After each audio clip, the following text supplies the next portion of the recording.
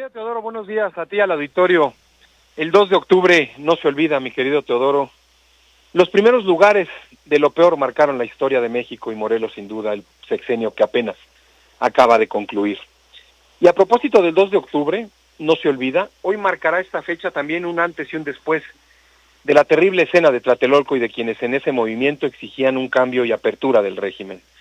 Paradójicamente, hoy ostentan de manera legítima, hay que decirlo, el gobierno y tienen la gran posibilidad de cambiar las cosas. Hoy, el país exige más que nunca una verdadera revolución ideológica, pragmática y de la razón. Es el momento en que México, de una vez por todas, arribe al concierto internacional con fuerza y con estrategia macroeconómica y permita que el desarrollo global sea la principal alianza con los países poderosos en el orbe.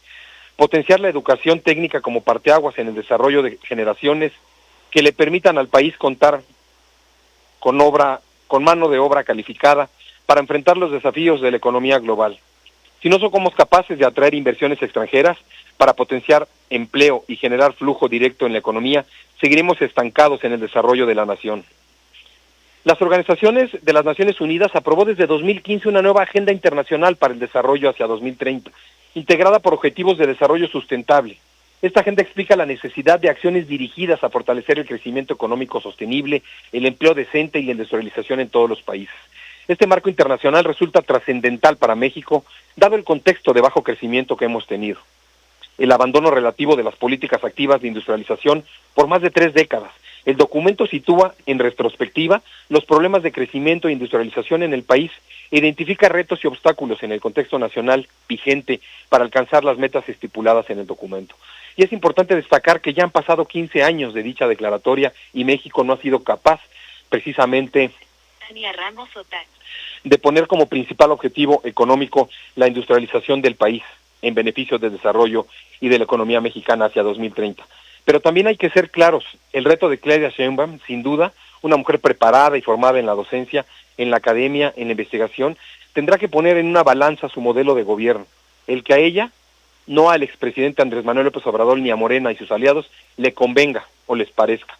Esto porque hoy es el momento en que Claudia Sheinbaum defina su modelo de gobierno, a partir de las verdaderas necesidades del pueblo mexicano. Habrá que entender y habrá hoy que reconocer a Andrés Manuel López Obrador como el constructor de una nueva realidad política y social del país. Habrá que reconocer que los triunfos aplastantes de Morena en las pasadas elecciones tuvieron que ver en mucho con el modelo económico y proteccionista del gobierno mexicano a partir de la decisión unilateral del expresidente de utilizar todos los recursos posibles para los programas sociales de México. Y en ese sentido, habrá que reconocerle que la jugada le salió a la perfección. Y por eso, hoy tenemos por primera vez en la historia una presidenta mujer en México. Hoy tenemos que plantear cuáles son las perspectivas de Claudia Sheinbaum Pardo. Pero como las relaciones personales, los ciclos terminan, el del último cacique de la vieja guardia en política, ha terminado en el país. Y necesariamente tendrá que cambiar sin duda los objetivos y planteamientos de gobierno de cara a la responsabilidad histórica de dirigir a México hacia una nueva posibilidad de crecimiento económico. El objetivo de Morena, sin duda, y sus fundadores fue llevar a Andrés Manuel López Obrador al poder público de México. Hoy Andrés Manuel López Obrador le entrega a Claudia un sistema casi absolutorio en todos los sentidos. La reforma al Poder Judicial no es más que un mensaje sólido, mucho más allá de autoritarismo, un mensaje sólido de poder absoluto, pero en sí mismo es un mensaje a la sociedad del rumbo que puede tomar la nación respecto de su propio desarrollo económico. Hoy es el momento en el que las políticas públicas de México tienen que estar encaminadas sí o sí hacia el contexto internacional en materia económica. Desde luego, no se dejarán de lado las políticas proteccionistas a través del bienestar social, pero sí no somos capaces de entender que aquella agenda de 2030 tiene que cambiar los paradigmas en México del gobierno, de la sociedad, de las inversiones, arribaremos justo al final del sexenio de Claudia Sheinbaum con un país sin posibilidades de crecimiento y endeudado como nunca en la historia reciente de la democracia nacional. Es urgente reactivar las economías locales y regionales. Hoy hemos olvidado, por el fervor del cambio, por el fervor de una nueva historia democrática en México, aquella promesa de campaña de regionalizar al país. Y en su momento lo dije, que era un acierto de Morena y de su candidata.